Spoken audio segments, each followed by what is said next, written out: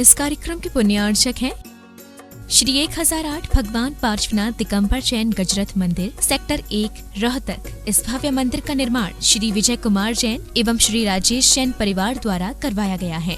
Shri Rajesh Jain MD LPS बोसाड़, धर्मपत्नी श्रीमती संध्या Jain, Shri Vijay Kumar Jain UPS Lakshmi, धर्मपत्नी श्रीमती दीपा जैन, श्री सुभाष चंद्र जैन, श्रीमती सविता जैन, ऋषभ जैन, श्री पल्लव जैन, श्रीमती श्वेता जैन, अर्चित जैन, आश्वित जैन, पता Kolkata.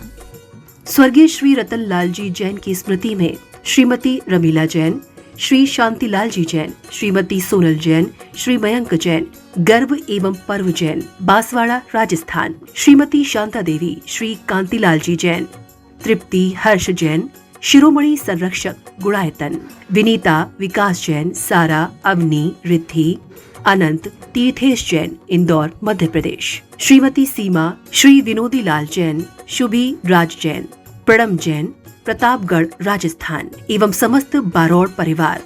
Shri Amit Jain, Pramanik Nivesh, business partner of Motilal Oswal financial services limited, one stop solution, free demat खाता, share, commodity, mutual fund, portfolio management, बीमा, retirement plan, child plan, wealth management इत्यादि। Office address A23, गली number 3, गुरु नानकपुरा, लक्ष्मी नगर, दिल्ली 92, 8860666844, 9990111942, 01143033809। ओम ह्रीं ति विश्वादि वीरांतांजलि निष्णपयामिति स्वाहा।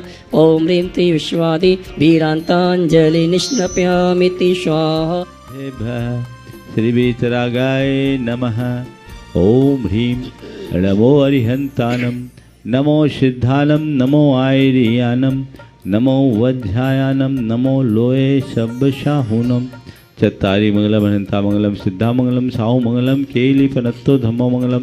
चत्तारि लोकोत्तमा अनंता लोकोत्तमा, सिद्धा लोकोत्तमा, साहु लोकोत्तमा, केली फनत्तो धम्मो लोकोत्तमो। चत्तारि शरणं भवजामि, अनन्ते शरणं भवजामि, सिद्धे शरणं भवजामि, साहु शरणं भवजामि, केली फनत्तं धम्मं शरणं भवजामि। ओम ह्रीं अनादि मूल मंत्रेभ्यो नमः।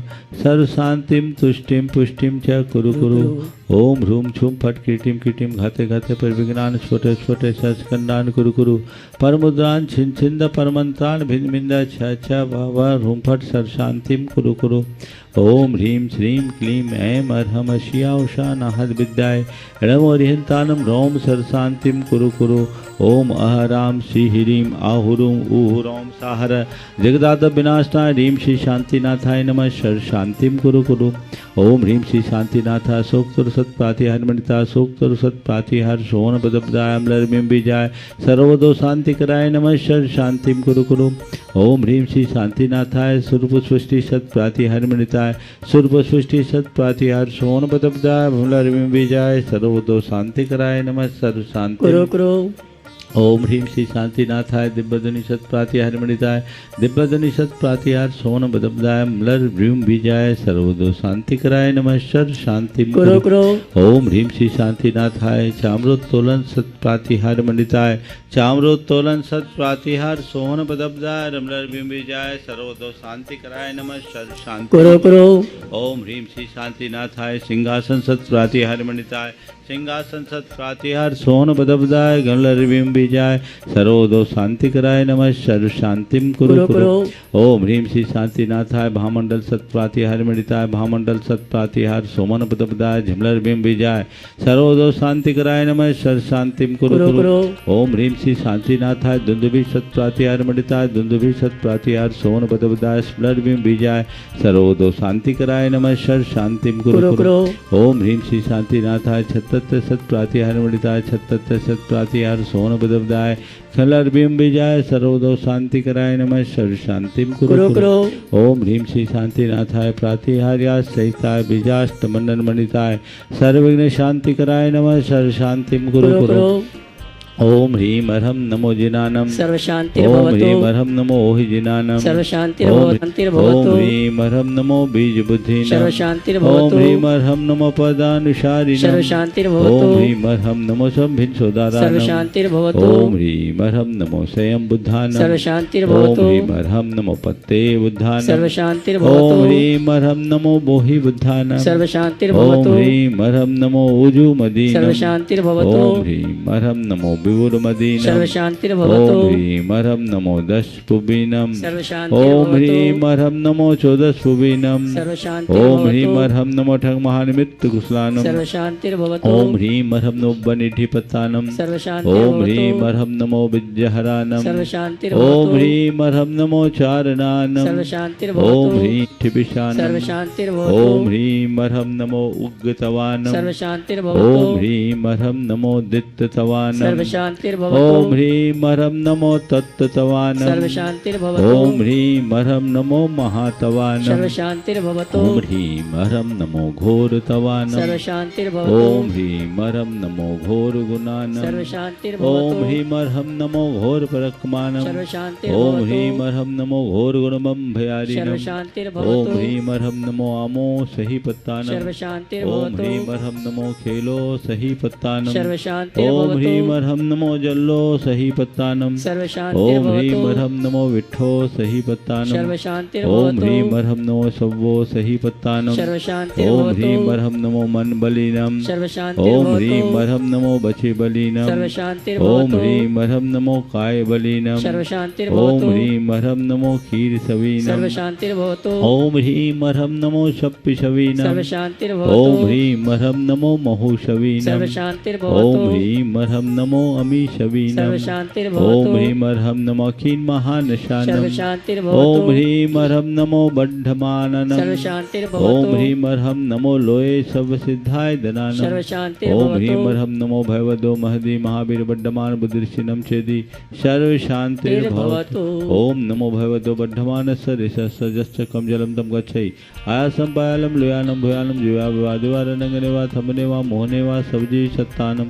अपराजितो भवतो में रख रख स्वाहा स्वाहा श्री शांतिरस्तु सदास्तु शिवमस्तु तदास्तु जयोस्तु तदास्तु नित्यम आरोग्यमस्तु तदास्तु सर्वेषां तुष्टिरस्तु तदास्तु पुष्टिरस्तु तदास्तु समृद्धिरस्तु तदास्तु कल्याणमस्तु तदास्तु सुखमस्तु तदास्तु अभिवृद्धिरस्तु तदास्तु दीर्घायुरस्तु तदास्तु कुलगोत धनानि सदा सन्तु तदास्तु सद्धर्म श्रीबलायुरारोग्यैश्वर्याभिवृद्धिरस्तु तदास्तु ओम ह्रीम अर्हं नमो संपूर्ण कल्याण मंगल रूप मोक्ष पुरुषार्थस्य भवतु संपूज्यकानां प्रतिपालकानां यतीन्द्र सामान्य तपोधनानां देशस्य राष्ट्रस्य पुरस्य राज्ञ करोतु शान्तिं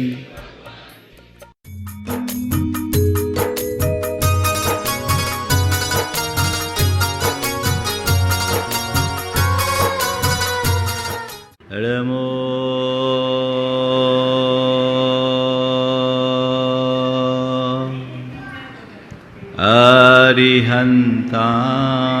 अरिहन्ताणम् नमो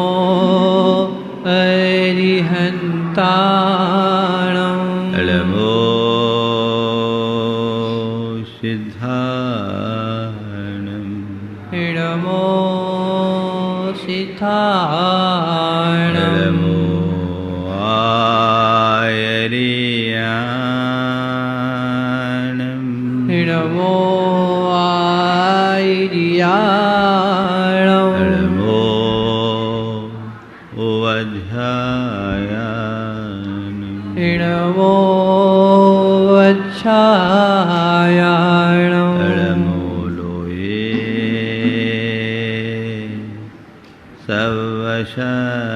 सर्वशहुनम् नमो लोये सविसाहुणम् येषो पञ्चनमोयारो एषो पञ्चिनमो यारो सर्वपावपनाशिनो सब पावपराशिनो मंगल मङ्गलाळं च सवेशिं मङ्गलाळं च सवेशिं परमं होय मङ्गलम् परमं होय मङ्गलम्। जय बोलो देवादिदेव खजराट श्री भगवान महावीर स्वामी की जय हो जय हो जय। अहिंसा परमो धर्म की जय हो जय जय। परम पूज्य आचार्य गुरुवर श्री विद्यासागर जी महाराज की जय जय जय। बोलो पूज्य बोले श्री प्रमाण सागर जी महाराज की। बोलो पूज्य बोले श्री हरा सागर जी महाराज की। और कल तक पूरे इलाके की शान बनने वाला वह पेड़ एक सूखे ठूट के रूप में परिवर्तित हो गया। लोगों ने उसका अनेक प्रकार से उपचार भी किया, पर पेड़ जो सूखना शुरू हुआ तो बस सूखता ही गया। एक दिन किसी संत का उधर से गुजरना हुआ।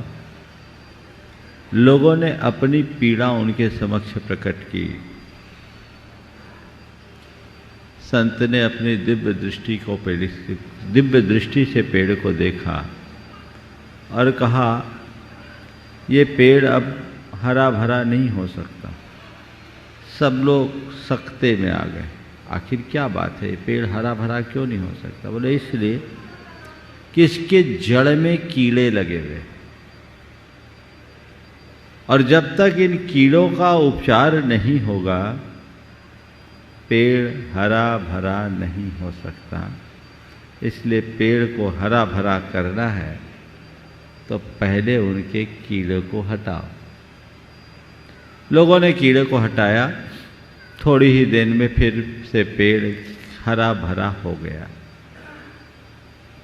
बस बात मैं भी आपसे इतनी ही कहना चाहता हूँ, हमारे जीवन का ये वृक्ष तभी तक हरा भरा रह सकता है जब तक इसकी जड़ सुरक्षित हो। जिसकी जड़ में दोषों के कीड़े लगे हों वो पेड़ कभी हरा नहीं हो सकता।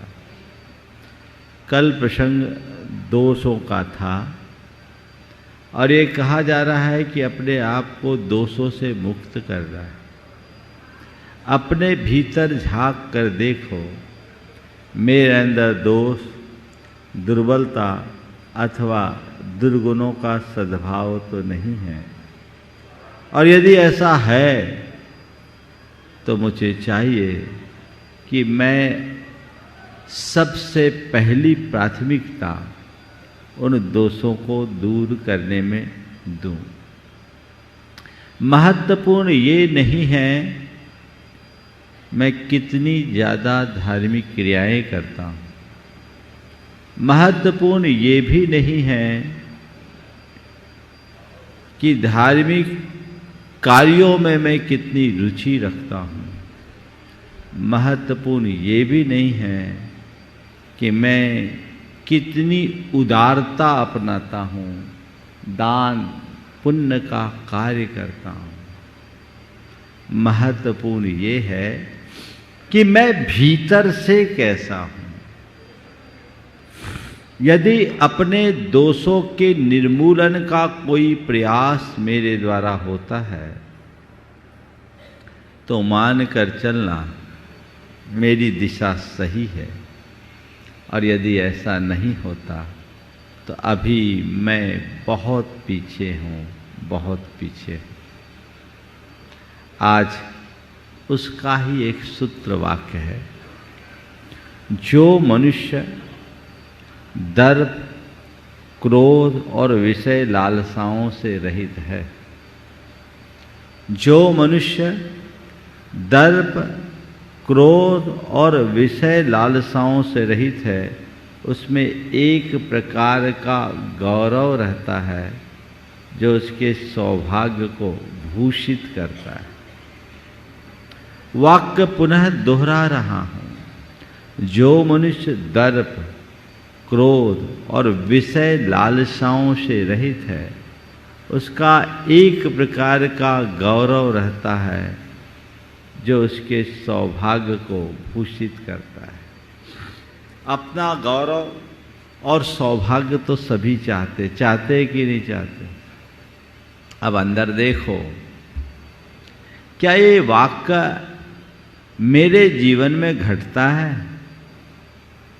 कहीं मेरे मन में दर्प यानी अभिमान तो नहीं पनपता? कहीं मेरे अंदर क्रोध का वेग तो नहीं है?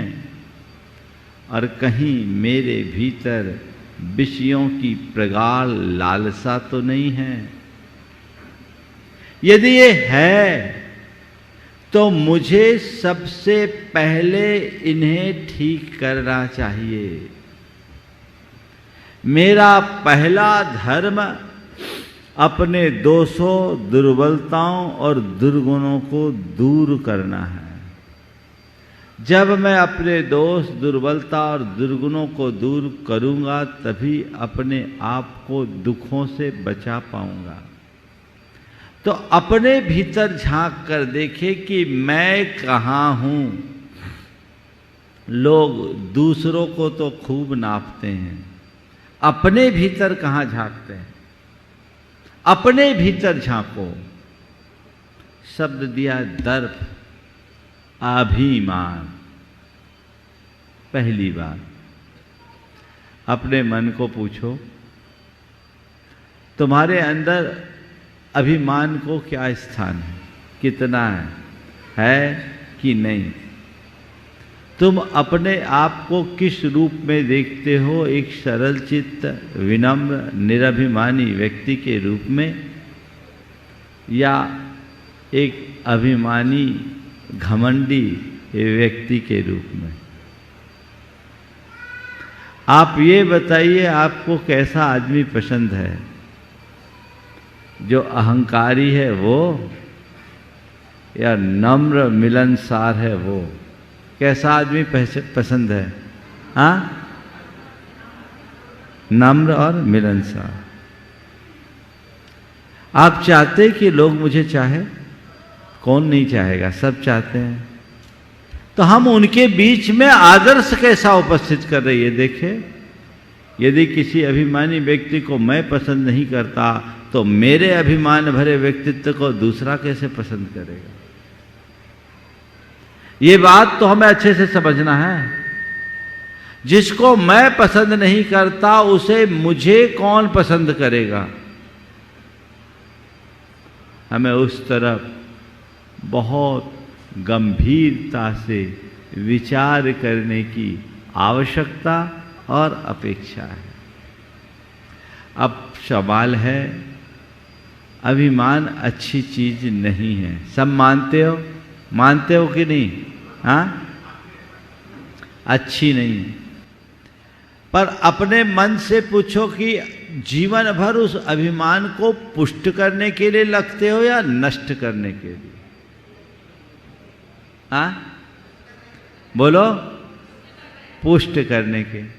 तो अभिमान को तुम कहते रहो कि अच्छी चीज नहीं है, फिर उसको पुष्ट क्यों कर रहे हो? नष्ट करो।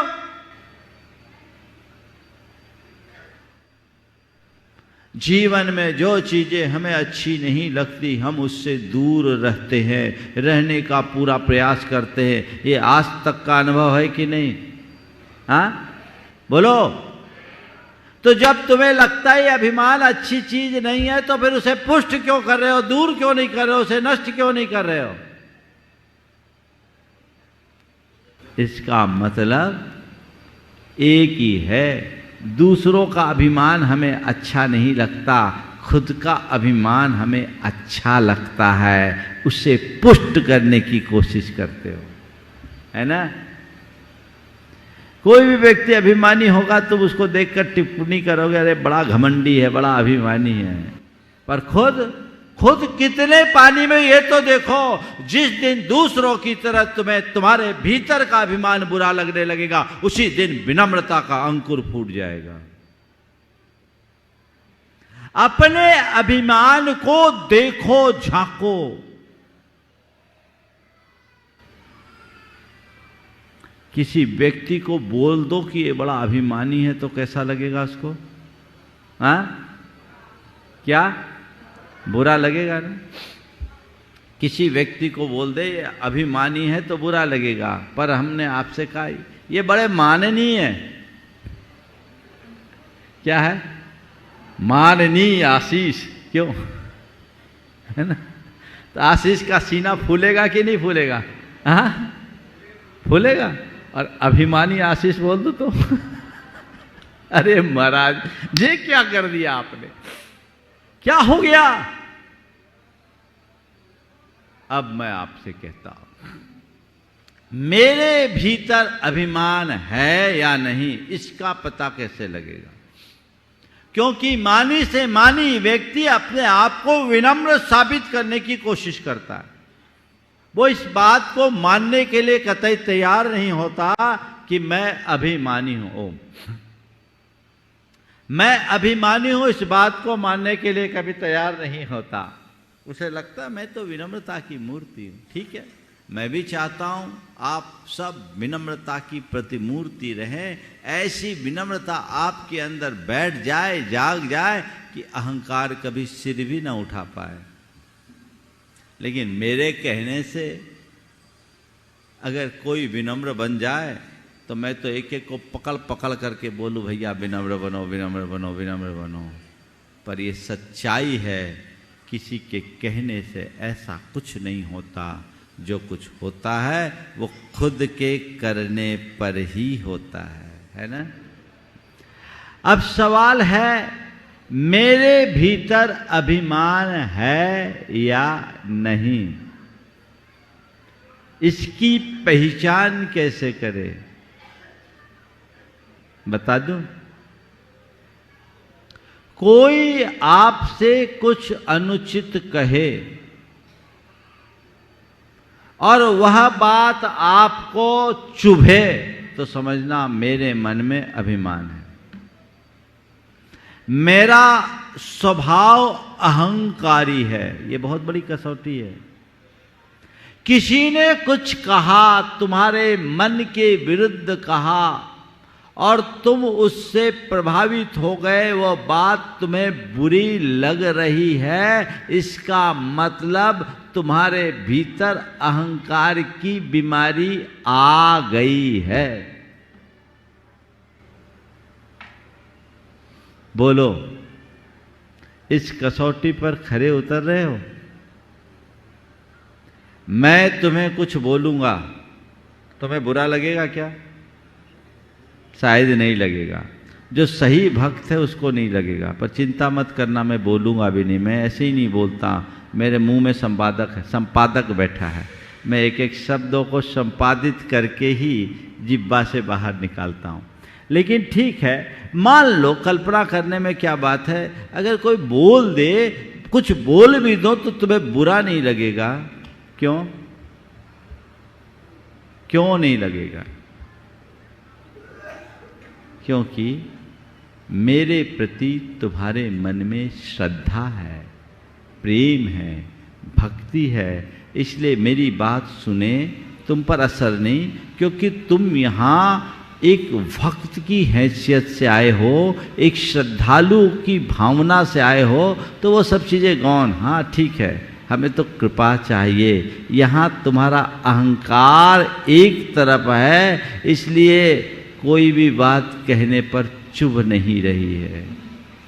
और यही बात कोई दूसरा कह दे तो वहाँ क्या आएगा? ईगो आएगा, है ना?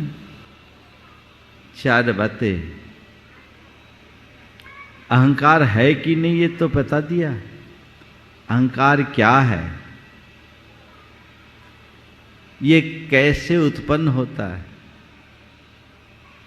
ये पुष्ट कैसे होता है और इसे नष्ट कैसे किया जाए। मैंने आपसे अभी कसौटी दी कि कुछ मुझे कोई कुछ बुरा कहे और वह चुभे तो समझना मेरे मन में अभिमान है। निरभिमानी निरहंकारी व्यक्ति को कोई बात चुभती नहीं। चुभती क्यों है? क्योंकि हमने अपनी एक काल्पनिक छवि बना रखी है। मैं एक साधु हूं, बड़ा साधु हूं, लाखों मेरे अनुयायी हैं, फॉलोवर हैं, फैंस हैं, रोज मुझे सुनने के लिए लोग तत्पर रहते हैं। मेरी अपनी एक पहचान है, मेरी एक अपनी रेपुटेशन है। मैंने अपनी ऐसी छवि अपने मन में गढ़ ली, और किसी ने मुझसे ऐसा कर दिया, वो मुझसे कहता समझता क्या, वो मुझे पहचानता नहीं है मैं क्या हूं। यही ना अहंकार। मैं तुम्हारी बात नहीं कर रहा हूं, अपनी कर रहा हूं, क्योंकि अपनी बात कहने में कोई दिक्कत नहीं। तुम्हारी बात कहूं तो तुम्हें बुरा लग सकता है, किसी को बुरा क्यों लगे। तो जो मैं नहीं हूं वैसा मैंने अपने आप को माना, और उस पर किसी ने अटैक किया। स्वाभाविक तौर पर वह बात मुझे चुभेगी, परेशान करेगी। यही अहंकार है। यदि मेरा चित्त अहंकार मुक्त होगा तो मैं सोचूंगा, अरे इसने जो बोला सो बोला, वो मैं हूं ही नहीं, तो बोला क्या। मेरा मान भी नहीं, अपमान भी नहीं, मैं जो हूं सो हूं। जब मेरा ध्यान मेरे स्वरूप पर होगा, स्वरूप बोध से जब तक मैं जुड़ा रहूंगा, तो अभिमान को पांव फैलाने का कोई अवसर ही नहीं मिलेगा। लेकिन जो लोग अपनी काल्पनिक छवि को ही अपनी वास्तविक छवि मान बैठते हैं, थोड़ा मैं देख रहा हूं लोग बहुत आगे हैं, थोड़ा सा एक बार आप लोग उठिए, तो एक बार सब लोग अपने स्थान पर उठ जाइए, जल्दी से जल्दी से जल्दी से उठ जाइए, खड़े हो जाइए, खड़े हो जाइए जल्दी से। और सभी लोग दाहिनी और 4-4 कदम खिसक जाइए, स्त्री पुरुष सभी खड़े हो, खिसक जाइए, खिसक जाइए जल्दी से और खिसकिए, सभी खिसक जाइए। हाँ, और अब इत्मीनान से बैठ जाइए।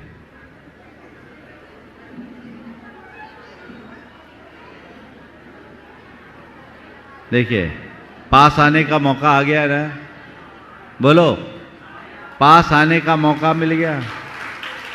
एक सूत्र दे रहा हूं, जहां अभी तक हो ना, वहां से थोड़ा खिसक जाओ, मेरे पास आ जाओगे। जहां बैठे वहां से थोड़ा खिसको, पास आ जाओगे। इतना ही तो करना है। लेकिन तुम लोग बिल्कुल कुंडली मार बैठे हो, है ना। गुरुदेव का एक हाइकू है, कुंडली मार, कंकर पत्थर पे क्या मान बैठे। उसे मैंने अपना माना, यही अहंकार है, मैं कुछ हूं। हाँ, मैं साधु हूं, बड़ा साधु हूं, ये है ना, ये उसको मैं मेंटेन करता हूं। और जब मैं उसको मेंटेन करूंगा, उसके अगेंस्ट कुछ जाएगी, तो फिर निश्चित चित्त में क्षोभ आएगा, बौखलाहट आएगी। क्योंकि जब जब अहम पर आघात पहुंचता है, चित्त में विक्षोभ होता है। उस आघात से अपने आप को बचाया जा सकता है। तो पहले जानो मैं कौन हूं। अपने आप को कुछ मानना अहंकार है। कोई भी विशेषण लगा, समझ लेना अहंकार आ गया। मैं हूं, इसमें कोई दिक्कत नहीं, पर मैं कुछ हूं, है ना।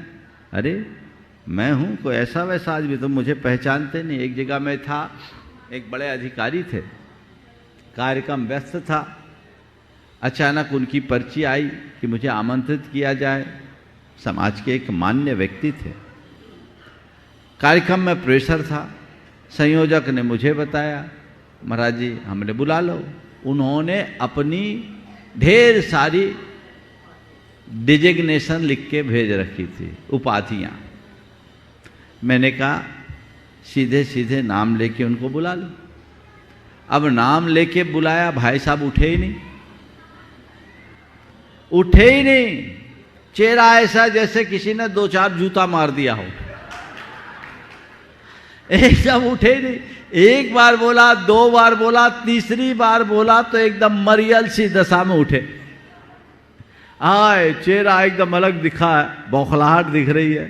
श्रीफल चढ़ाया, अब मेरे सामने वहाँ क्या बोल सकते, कार्यक्रम तो हो गया। उसके बाद कार्यक्रम संपन्न होने के बाद जो उसका संचालन कर रहे थे, उन भाई को वो फटकारने लगे मेरे कमरे के बाहर ही जोर जोर से, और कहे तुम मुझे पहचानते नहीं। संयोग से मैं लघु शंका करके लौट रहा था, ये कान में मेरी बात आई। मैंने कहा ठीक है, तो ये भले ये पहचानते नहीं पहचानते तो ये जाने, पर मैं आज आपको पहचान गया, मैं अच्छे से पहचान गया। बस यही हमारी कमी है। ज्ञान पाओ, अपने आत्मा को पहचानो, स्वरूप को जानो। ये सब चीजें तो ऊपर की परिणतियां हैं, आज है कल रहे न रहे, सब नष्ट हो जाएगी। जीवन के यथार्थ को जानने वाला व्यक्ति कभी झूठा अहंकार नहीं करता। और ये बात भी तय है, तुम्हारा जिस पर भी अहंकार है वह सब चीजें झूठी है, और झूठी का अहंकार भी झूठा ही होगा। अहंकार क्या है, अहंकार पनपता कैसे है, दोनों बातें तो आ गई। जब काल्पनिक छवि पर आघात पहुंचता है, चोट लगती। और अहंकार को पुष्ट करने के लिए आप लोग क्या करते हैं? मैंने अपने आप को सुपीरियर मान लिया, एक कल्पना करके मैंने अपनी ऐसी छवि बना ली। तो अपनी उस सुपीरियरिटी को मेंटेन करने के लिए मुझे अपना आभा मंडल फैलाना पड़ता है। मैं बड़ा हूं क्योंकि मेरे साथ बड़े बड़े लोग जुड़े हैं। मैं बड़ा हूं क्योंकि मैं बड़ा बड़ा काम कर लेता हूं। बड़ी बड़ी बातें चुटकियों में हो जाती है। मैं बड़ा हूं क्योंकि मेरा समुदाय बड़ा है, मेरे फॉलोअर बड़े हैं, है ना। ये जो मेरा जुड़ा ना, यही मैं को बड़ा करता है। मेरे पन की खाद से मैं तेजी से पनपता है।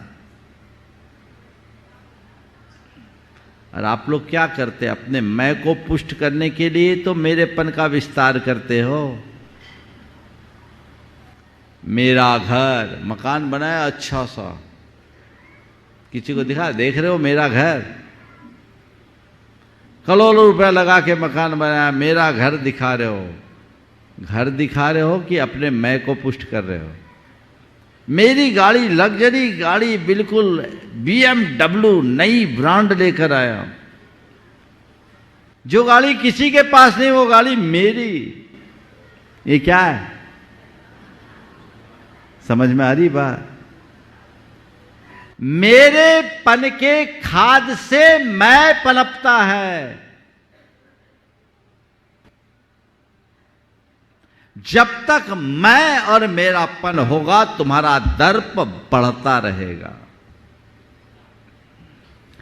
और इन सब को नष्ट करने का एक ही उपाय है,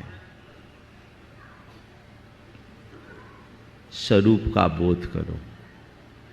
अपने स्वरूप को जानो, मैं कौन हूं, मैं क्या हूं। 4 बातें बता रहा हूं अहंकार को नष्ट करने के लिए। स्वरूप को जानो, पहली बात। दूसरी बात, संयोगों की नश्वरता को पहचानो।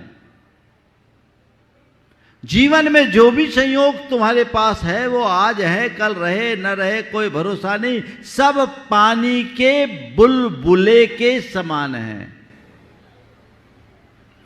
तीसरी बात, तुम्हारे पास जो है वो तुम्हारे पास है, तुम्हारी नहीं है। कर्म की धरोहर मानो, अभिमान नहीं आएगा।